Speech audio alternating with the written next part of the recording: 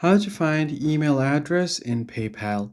In this video, I'll show you guys how you can easily get your email address on your PayPal.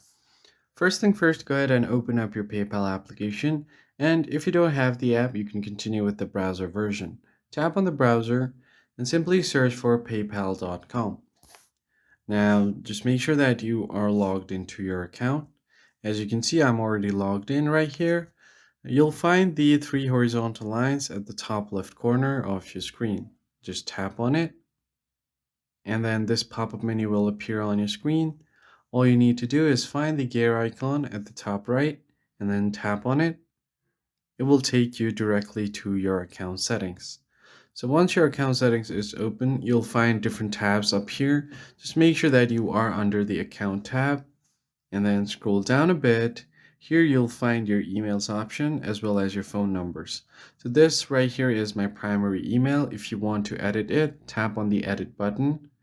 And if you want to change the email, you could just go ahead and type in a different email right here. After doing that, tap on confirm and it will send you a verification code on that email.